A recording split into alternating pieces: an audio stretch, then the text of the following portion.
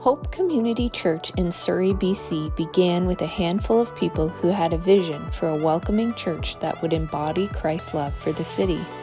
For many years, Hope met in school gyms throughout the city. In the early 90s, they purchased 7 acres of land with a dream to build a church that would be a hub in the middle of the neighborhood. Today, they are blessed to see that this dream has become a reality.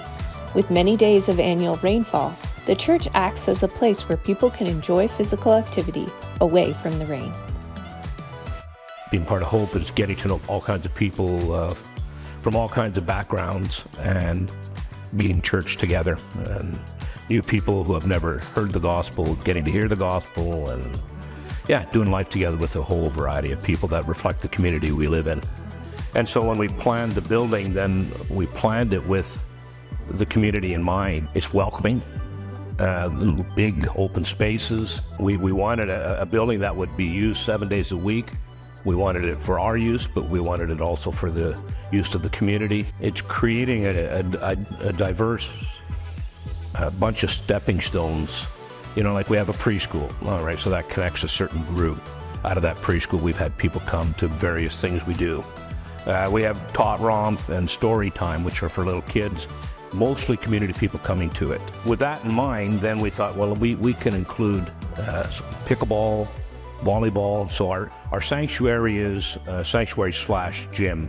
God's church and his body is a family. It's not just one generation, obviously. It's multiple generations. But a sad reality of many churches all around the world is churches are getting older, and it's hard to disciple our younger generation to stay in the church, to worship together. And so that's been a gift here at Hope, that we're a very intergenerational church. Obviously, lots of kids, lots of youth, lots of seniors as well, which is a blessing.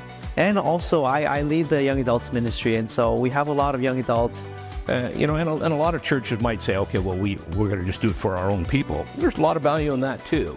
But for us, our DNA was connecting to the community, and so we run that every decision kind of through that lens.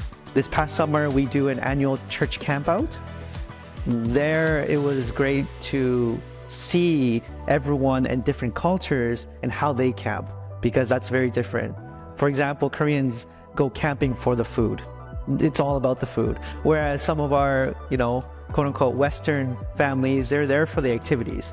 You just put food in your mouth. As long as you're full, you're going out and you're swimming, you're enjoying the outdoors. And so even that aspect of kind of enjoying that together and seeing that difference and coming together as a church family has been great. I guess if other churches were hearing this, I'd encourage them to do stuff like pickleball, but get creative in your own context too. If you're trying to connect to the community, what would that look like? If you have a big empty space all the time, what could you do in that big empty space? So I suppose that would be the challenge I'd want to leave with people.